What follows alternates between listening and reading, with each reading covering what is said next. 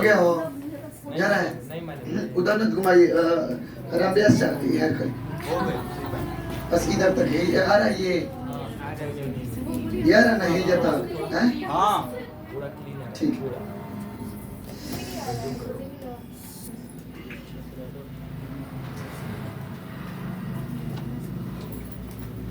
Good afternoon to everyone. Good afternoon sir. चालू हो गया है ये चालू है ना। हैप्पी न्यू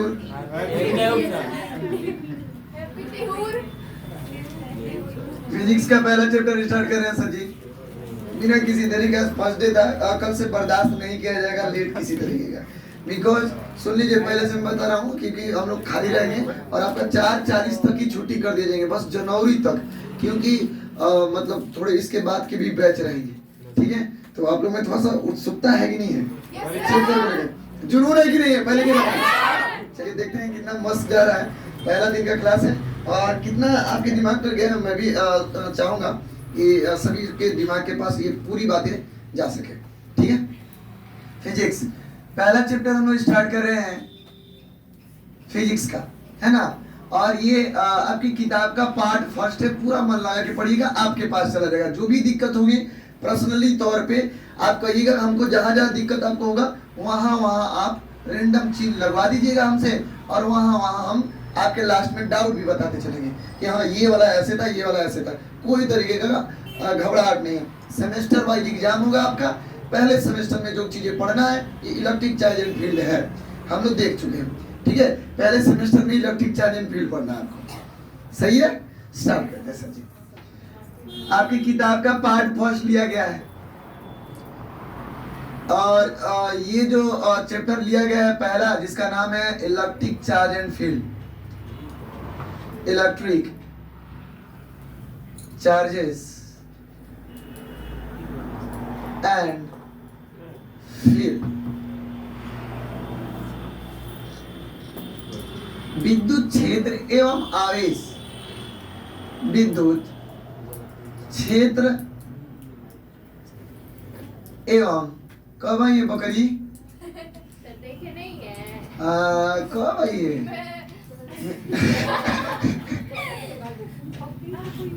विद्युत क्षेत्र एवं आई के बाद ठीक है ना विद्युत क्षेत्र एवं आवेश पढ़ रहे हैं इस चीज को बहुत ही ध्यान से समझेंगे हम लोग जो पढ़ने जा रहे हैं ठीक है विक्की कोनो दिक्कत हाँ गौरी चा बात समझिए अब तुम अब समझे स्टार्ट करना मजाक नहीं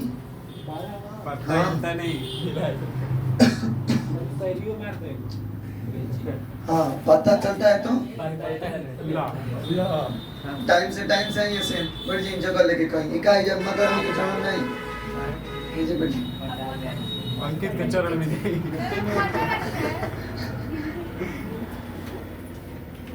600 ईसा पूर्व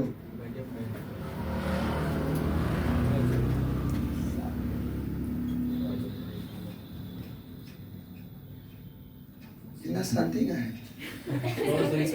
अच्छा पहले की बात हो रही है 600 ईसा पूर्व की बात हो रही है एक व्यक्ति थे जिनका नाम था थेल्स पूरा एनसीईआरटी को कवर हम लोग करेंगे ऐसा नहीं कहेंगे कि सब लग रहा है भौकाल वाला बिंदु है नहीं पूरा एनसीईआरटी हम लोग कवर करेंगे। 600 ईसा पूर्व एक व्यक्ति थे जिनका नाम था थेल्स थेल्स ने सबसे पहली बार एक शब्द उत्पन्न करने का प्रयास किया था जिस शब्द को लाया था उन्होंने एम्बर एक शब्द बताया था एम्बर यानी ये जो इलेक्ट्रिसिटी है इलेक्ट्रिसिटी हिंदी में भी आप इलेक्ट्रिसिटी अभी लिखेंगे जब हम बताएंगे विद्युत धारा लिखने के लिए तब आप विद्युत धारा लिखिएगा इलेक्ट्रिसिटी 600 ईसा पूर्व थेल्स साहब आए थे और इन्होंने इलेक्ट्रिसिटी में एक शब्द आया था जिसका नाम था एम्बर। ये शब्द को जब आगे ट्रांसलेट किया गया तो इसका नाम था इलेक्ट्रॉन। ऐसा नहीं है कि हम ऐसा यहाँ पर सी लिखना चाहिए ना, आप गलती लिखे ना, नहीं, इसे नाम दिया गया था इलेक्ट्रॉन। ये समझिएगा ये इलेक्ट्रॉन एक स्ट्रॉन्ग लकड़ी की तरह होता है, मजबूत लकड़ी की तरह होता है। मेरे पास जगह नहीं है तो मैं ऊपर लिख रहा हूं इसके बाद वाला कहानी, इसलिए कि अभी नीचे काम करना है। मजबूत लकड़ी को कहा जाता है ना, मजबूत लकड़ी को कहा जाता है, जो अपनी तरफ ये जो इलेक्ट्रॉन है, ये अपनी तरफ जितनी भी हल्की हल्की चीजें होती हैं उनको आकर्षित कर लेती है। इलेक्ट्रॉन अपनी तरफ हल्की चीजों को आकर्षित कर लेता है। और डिप्रेस कोई चीज नहीं होगी कि लग रहा है बहुत बड़ा मुद्दा है, एकदम गंभीर माहौल बनाए हुए, कहीं अगर पेन भी गिर जाए तो एकदम बहुत ही ज्यादा। तो यहाँ पे डायरेक्ट आपको याद रखना कि पत्ता हिलता नहीं, हिलाया जाता है, और ये गौरी चाय को कोई चापता नहीं है, छपवाए जाते हैं। बात समझिए गौरी चाय, हाँ एकदम हल्के मन से पड़ेगा, और नहीं तो बाहर हल्का हो क्या ये तभी काम आगे होगा, समझा रहा ना? नहीं आप नहीं दे सकते। इलेक्ट्रॉन अपनी ओर जो है हल्की वस्तुओं को क्या करता है, आकर्षित करता है। जैसे में लड़िया देखिए, हाँ एक बार होइए, कागज, धूल, पंख, इन सारी चीज को ये अपनी तरफ आकर्षित करता है। अंडा नहीं हो सकता है सर, अंडा नहीं हो सकता है। हाँ लेडी भी हो सकता है।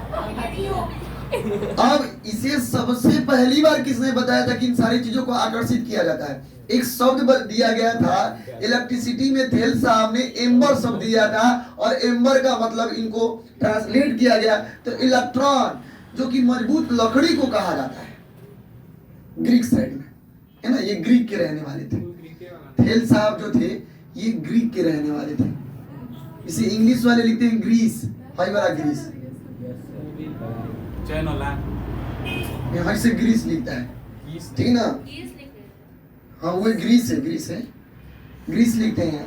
हिंदी में लिखा जाएगा ग्रीक, क्लियर ना। जैसे इंग्लिश में लिखा जाता है धर्मेंद्र, सॉरी हिंदी में लिखा जाता है धर्मेंद्र, इंग्लिश में धर्मेंद्रा, है ना।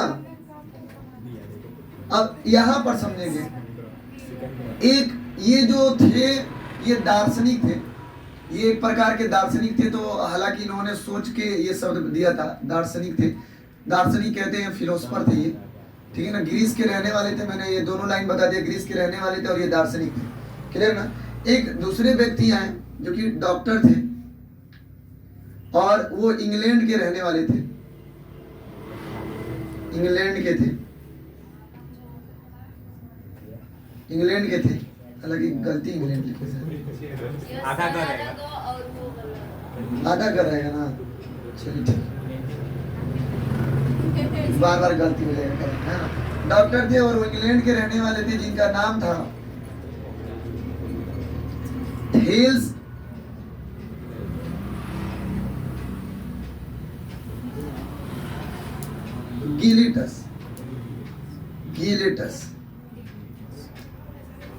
गिलेटस, है ना। जो डॉक्टर थे वो इंग्लैंड के रहने वाले थे, जिनका नाम था थेल्स गिलेटस।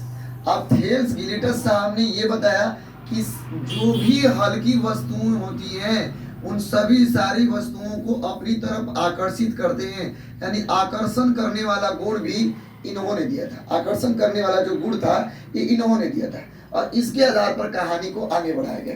हालांकि अभी तक चार्ज पढ़ाया ही नहीं है, अभी तक मैंने आपको चार्ज कहाँ पढ़ाया है, ये फिगर रहेंगे आप। थेल्स साहब ने एम्बर शब्द दिए थे, और एम्बर में ना इलेक्ट्रॉन अपनी और हल्की वस्तुओं को अपनी तरफ आकर्षित करता है। ये शब्द की ये आकर्षित करने वाला जो बात था ये किसने दिया था? थेल्स गिलेटस, है ना, थेल्स गिलेटस ने दिया था। चलो सालू और शंकर पर देखिए जब गाना है बहुत तेज बात। अब अगले बार 1946 में 1946 में, हालांकि ये जो थेल्स गिलिटस साहब थे ये 16वीं शताब्दी के थे, 16वीं शताब्दी के थे।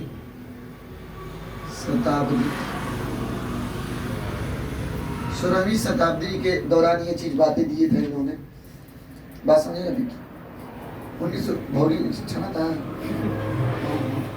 1946 ईस्वी के करीब, आजादी नहीं, आजादी से पहले ही कई बात है। 1946 ईस्वी के करीब जो है एक नए व्यक्ति थे जिनका नाम था थॉमस ब्राउन। थॉमस क्या नाम था? ब्राउन।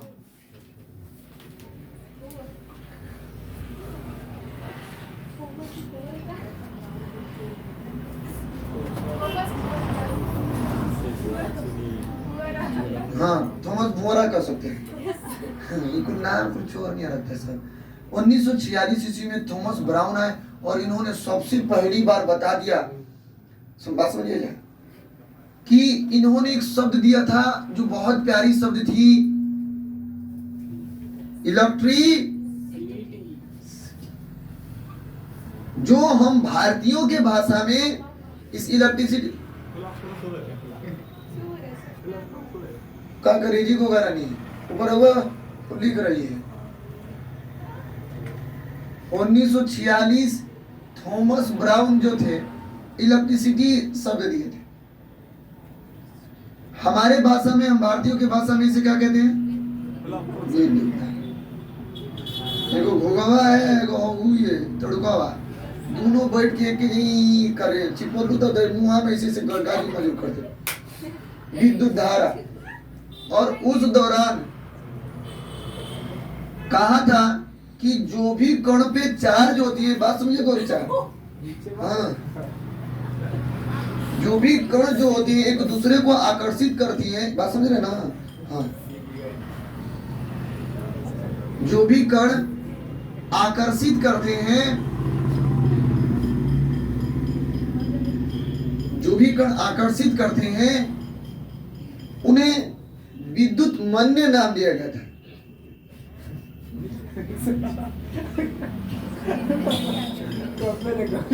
विद्युत मन्य नाम दिया गया था। जो भी जिसमें आवेश रहेगा उसे विद्युत मन्य नाम दिया गया था।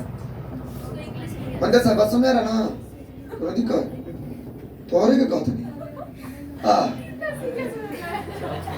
ये खुश होके पढ़ा दे रहा है, बाल लगा था चावल चावल दे कितना रुपये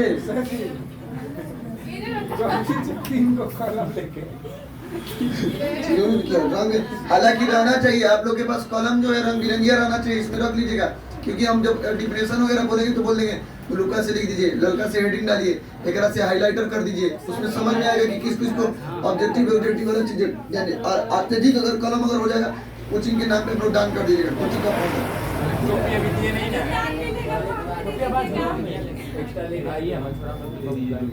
इलेक्ट्रीफाइड विद्युत मान्य का कह दिया गया कि ये जो है ये इलेक्ट्रीफाइड नाम दे दिया गया। बस सुन रहा ना? और इसे सबसे पहली बार दिमाग में सोचा गया, सबसे पहली बार जो है दिमाग में सोचा गया कि किसी वस्तु पे जो आवेश आ रहे हैं, सर बस समझिए, हाँ हाँ, आज ट्रेन ऐसे ऐसे ना अंकित और नाम ट्रेन दोनों एक के साथ चल रही है।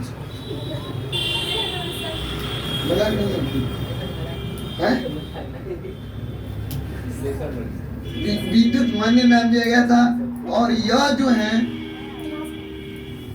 इसे सबसे पहली बार किसी भी वस्तु पे जो आवेश आते हैं इसे नाम दिया गया इलेक्ट्रीफाइड अथवा आवेश यानी चार्ज नाम दे दिया गया था। किसी कण पे आकर्षित होने को विद्युत मन्य नाम दिया गया था और इसी विद्युत मन्य को ही क्या कहा गया था?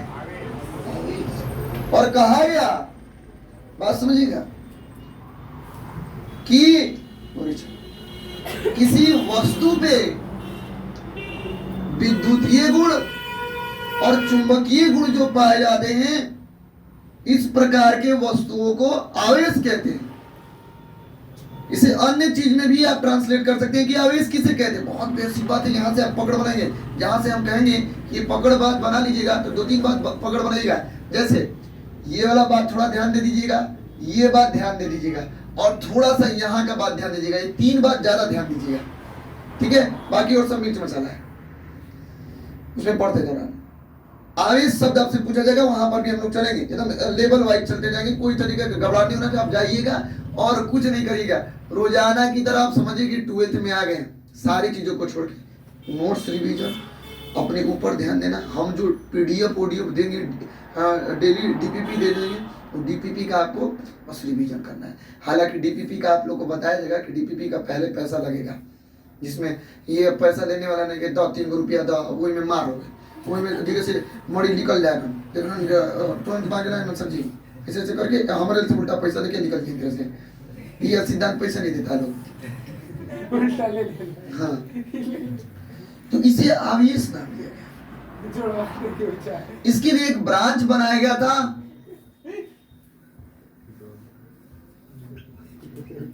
इलेक्ट्रोमैग्नेटिज्म। विद्युत चुंबकीय, इसके लिए जो ब्रांच बनाया गया था जिसका नाम था विद्युत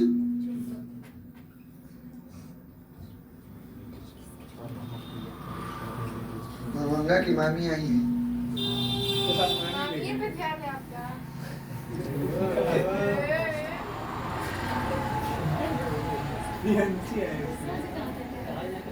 सर आप कहाँ देखे हैं? हैं? और तुम कभी का बिजी हैं, हम जान भी रहे हैं। हाँ देखिए आप तो भैया तो इतना सामान लेके जा रही है। इसके 2 ब्रांच थे, कोई जब बात समझिए आप। पहले ब्रांच को हम लोग देखिए समझिएगा फटाक से। पहले ब्रांच को हम लोग इलेक्ट्रोस्टैटिक कहते हैं, इलेक्ट्रोस्टैटिक, जिसे हम लोग स्थिर आवेश के नाम से जानते हैं, स्थिर आवेश के नाम से जानते हैं, ठीक है।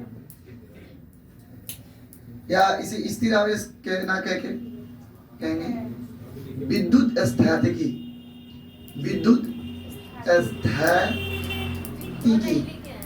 है, विद्युत सही है ना, विद्युत स्थैतिकी। और दूसरा है इलेक्ट्रोडायनामिक, इलेक्ट्रोडायनामिक, जिसे हम लोग क्या कहते हैं हिंदी में, विद्युत चालन, चालन। याद रखिएगा, इसमें हमेशा मोशन ऑफ चार्ज के बारे में पढ़ना है। मोशन ऑफ चार्ज हिंदी में कहेंगे गतिशील कणों के बारे में, गतिशील आवेश के बारे में पढ़ना है। गतिशील आवेश के बारे में अध्ययन करना है, जिसमें क्या क्या हो जाएगा, जिसमें आपको सबसे पहला ब्रांच एक इलेक्ट्रिसिटी नाम का चैप्टर है। इलेक्ट्रिसिटी, करंट एंड इलेक्ट्रिसिटी नाम का एक चैप्टर है, अभी पढ़ना है आपको। मतलब कि विद्युत धारा नाम का चैप्टर है, क्लास 12 में पढ़ना है आपको। बहुत बड़ा अच्छा सा ब्रांच है। इसके बाद आपको EMI पढ़ना है, इलेक्ट्रोमोटिव इंडक्शन पढ़ना है ना। जितने भी चलते फिरते वाले चार्ज हैं, जितने भी डायनामिक चार्ज हैं, डायनामिक का मतलब है ना गति वाले चार्ज, गति आवेश जितने हैं, सारे गति आवेशों को आपको इसी में पढ़ना है। अभी आपका जो चैप्टर ये स्टार्ट हुआ है इलेक्ट्रिक चार्ज एंड फील्ड, वो इसी का ब्रांच है ना, इलेक्ट्रोस्टैटिक का ही ब्रांच है। क्लियर हुआ? तो आप इसमें पढ़ने वाले हैं रेस चार्ज के बारे में। रेस ये दिख रहा है ना, वो है वो नहीं, उसमें रेस्ट ऑफ चार्जेस के बारे में पढ़ना है, यानी विराम या विराम ही विराम आवेशों के बारे में, विराम आवेशों के बारे में यहाँ पर पढ़ना है।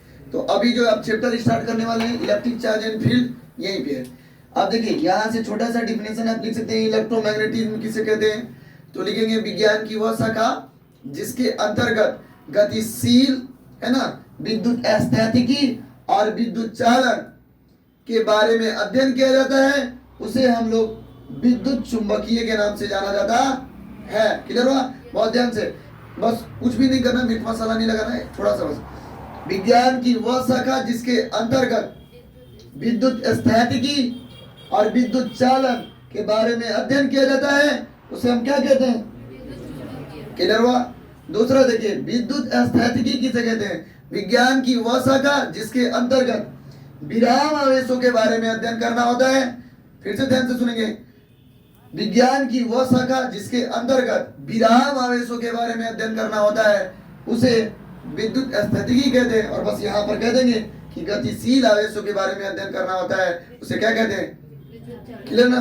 तो ये और ये और ये अभी आप डिफिनेशन लिख लेंगे, है ना? अपने लिए जगह छोड़ लीजिएगा, घर पे लिख लीजिएगा ना, हम आगे बढ़ते हैं। फटाक से नोट कर लीजिए, स्क्रीनशॉट ले लेंगे हम। रोक दीजिए, खाली रोक दीजिए। इतना देरी से अगर लिखिएगा तो भाई हम मुँह मुँह करवाएंगे आप लोग से। कोई नहीं करता है,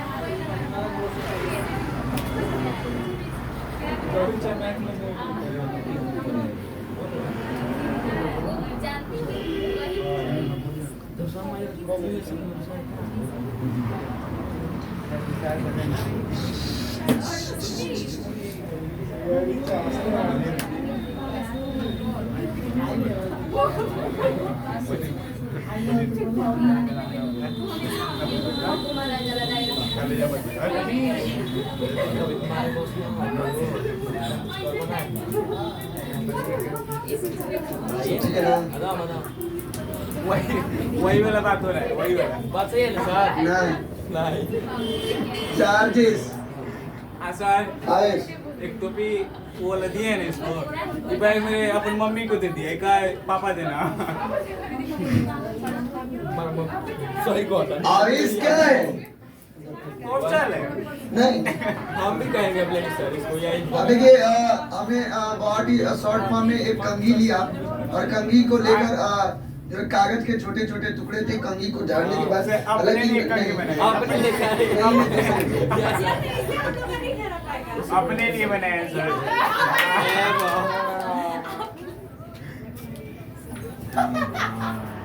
सर ये तो गोबर कोई बात ना है। देखिए अगर समझेंगे जो कंघी है, कंघी को जब कंघी को झाड़ा गया, झाड़ने के दौरान देखा गया कि कागज को, छोटे छोटे कागजों को अपनी तरफ आकर्षित कर रहा है। बाबरी झाड़ रहा है।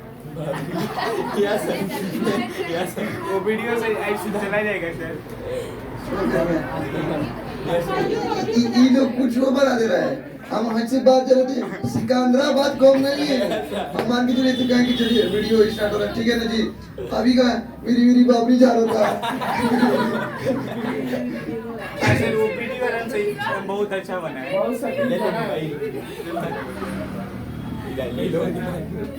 किसी पदार्थ के विद्युतीय गुणों एवं चुंबकीय, बहुत ज्यादा आप सीरियस भी नहीं पढ़ेंगे, हम लोग मस्ती से पढ़ते चलेंगे हम लोग, ठीक है ना? विद्युतीय एवं चुंबकीय गुण को किसी पदार्थ के विद्युतीय, ध्यान से सुनेंगे जो लोग होंगे वो वीडियो पॉज करके लिख लेंगे। विद्युतीय एवं चुंबकीय गुण को किसी पदार्थ के विद्युतीय एवं चुंबकीय गुण को ही उस पदार्थ का आवेश कहते हैं। क्लियर ना? What is the charge? Charge is a characteristic unit of intrinsic matter. It is also called as charge. charge. It is also defined there.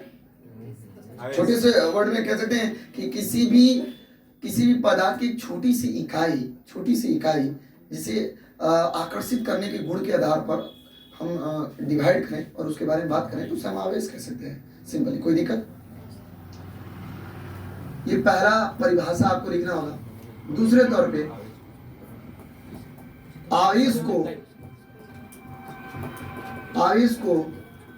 आवेश का जो सिंबल होता है वो क्यू होता है, स्मॉल क्यू या कैपिटल क्यू भी लिख सकते हैं। आवेश जो होता है वो एक अदिश राशि होता है। बोले तो vector quantity, sorry scalar quantity. Scalar quantity क्यों? क्योंकि आवेश के अंदर दिशा निश्चित नहीं होता, लेकिन उसका कुछ ना कुछ परिणाम होगा। आवेश को सबसे पहली बार दो भागों में डिवाइड किया गया था, और दो भागों में डिवाइड करने वाले अमेरिकन साइंटिस्ट, एक वैज्ञानिक थे,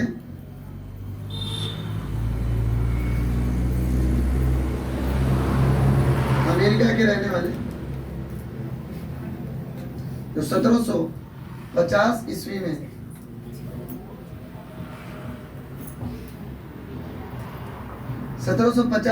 में इन्होंने आवेश के बारे में बात किया था, जिनका नाम था बेंजामिन फ्रैंकलिन। बेंजामिन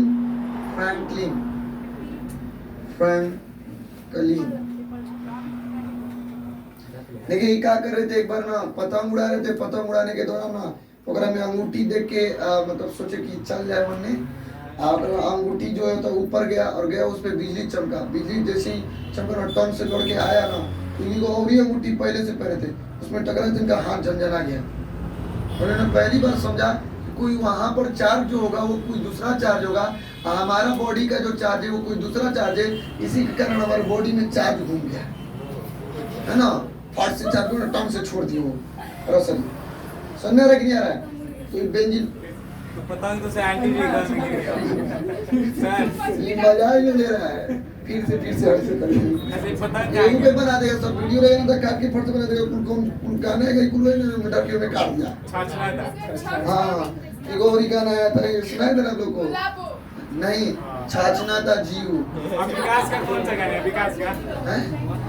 विकास का हाँ देखिए, ये हम लोग जो है अगरबत्ती लगाए थे, मतलब रात वाले में पढ़ाई हो रहा था, तो ये हई क्या कह रहा है, विकास क्या कह रहे हैं कि सर पगली आई थी क्या? हम अभी तक समझ नहीं कौन पगली, तो ये कौन गाना ना है, पगली दिखलावे ले अगरबत्ती है ऐसे करके, तो वो हम सुने नहीं थे, हमें ध्यान नहीं कर गए। तो एक वैज्ञानिक थे जिनका नाम था, वैज्ञानिक थे जो अमेरिका के रहने वाले थे, 1750 ईस्वी में बेंजामिन फ्रैंकलिन इनका नाम था, और इन्होंने सबसे पहली बार आवेश शब्द दिया था, आवेश के बारे में दिया था। आवेश शब्द नहीं बल्कि आवेश के बारे में बताया था कि आवेश दो प्रकार के होते हैं,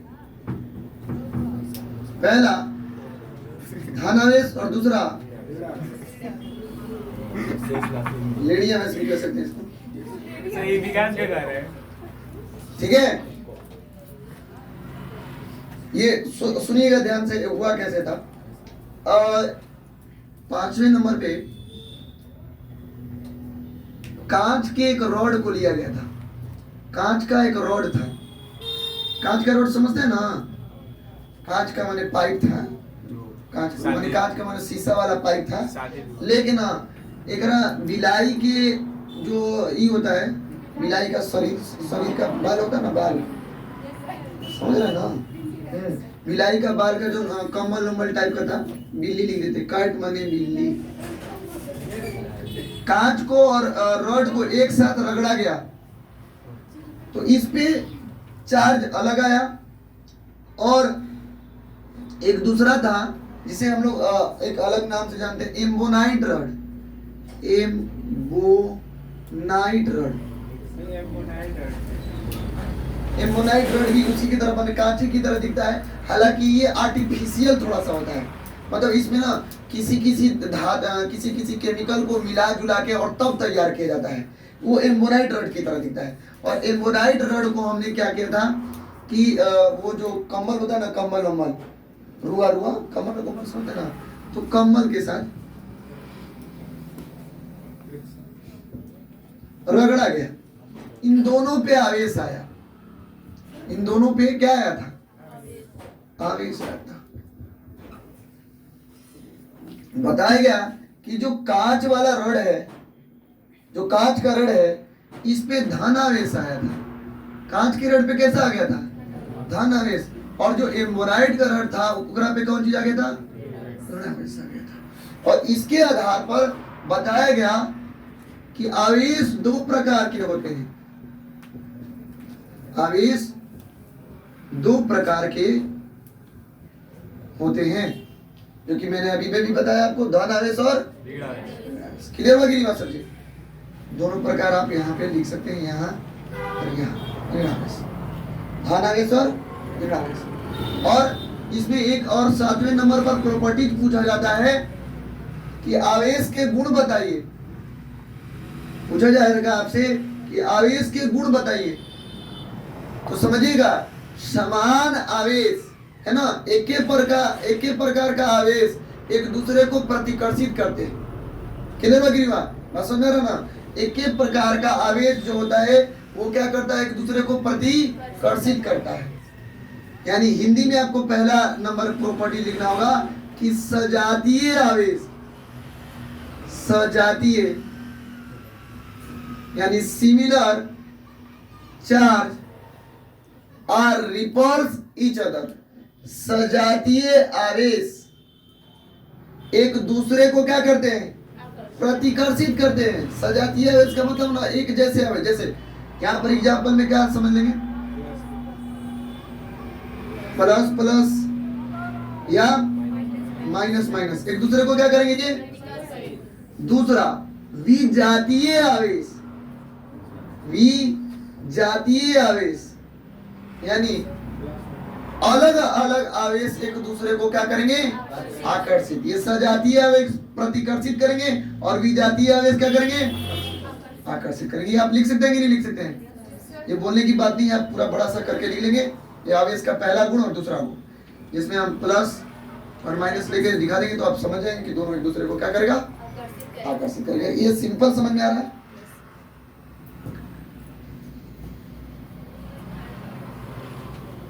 यहां समझिएगा। 8वां नंबर पे इसके मात्रक की बात करते हैं। मात्रक सबसे पहला जो इसका मात्रक होता है वो होता है एम्पियर।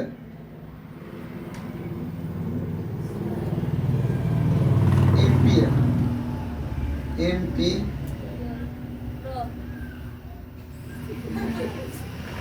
ठीक है ना, क्योंकि अभी आपको इसके बाद में एक चैप्टर पढ़ना है, I is equal to Q बटा में टी। तो क्यू इज इक्वल टू आपसे पूछा जाएगा कि क्यू इज इक्वल टू क्या हो जाएगा, आई टी। आई का होता है एम्पियर, तो टी का क्या होता है, समय। क्लियर ना, सेकेंड कह देंगे। ठीक है, तो इसको शॉर्ट फॉर्म में कैसे लिखेंगे, एम्पियर प्रति सेकेंड। हाँ सॉरी, प्रति नहीं, प्रति मल्टीप्लाई, सेकेंड ऐसे, सेकेंड सेकेंड मल्टीप्लाई है, ये पहला होगा। दूसरा होता है कूलाम, और जिसमें आपको पढ़ना भी है कूलाम करनी है। इसे शॉर्ट फॉर्म में किससे हम लोग दर्शाएंगे, सी से।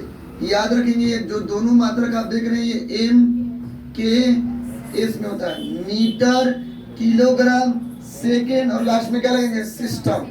हिंदी में कहेंगे मीटर किलोग्राम सेकेंड प्रणाली, है ना, सिस्टम को प्रणाली कहेंगे।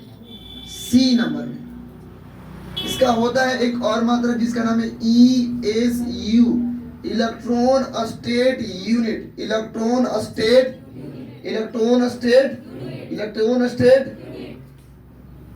और डी में याद रखिएगा एक और मात्रक होता है जिसका नाम है फैराडे। फैराडे जिसे हम लोग एफ से निकलते हैं, है ना। हालांकि ये बहुत बाद में ये सब कम यूज होंगे। ये सब दोनों जो होते हैं ये CGS में सेंटीग्राम सेकेंड सिस्टम, क्लियर ना, सेंटीग्राम सेकेंड, और यहाँ पर इलेक्ट्रॉन स्टेट यूनिट। क्लियर हुआ?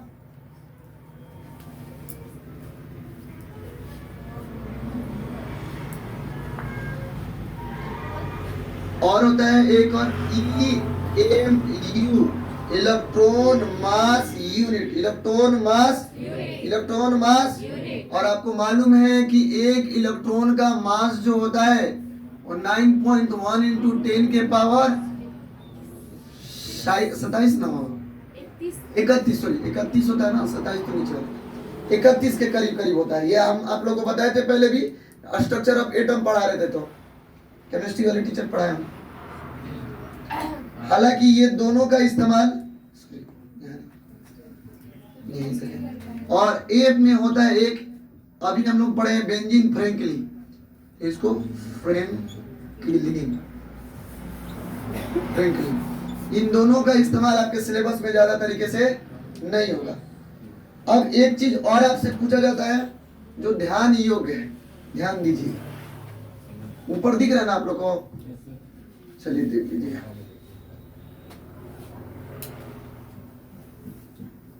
एक फराडे बराबर, एक फराडे नहीं बल्कि फैराडे बराबर 96400 कूलाम के करीब होता है, यानी बराबर होता है। ये याद रखिएगा, ये सबसे बड़ी इकाई है। फैराडे सबसे, आवेश की सबसे बड़ी इकाई को हम लोग फैराडे कहेंगे, और सबसे छोटी जो इकाई होगी, सबसे छोटी जो इकाई होगी, सबसे छोटी इकाई जो होती है उसे हम कहते हैं ESU। क्लियर है? यहाँ तक किसी को कोई दिक्कत है? आइए अब आगे की तरफ बढ़ते हैं, जहां पर जिसको कोई डाउट होगा तो पूछ सकते हैं, स्क्रीनशॉट ले सकते हैं।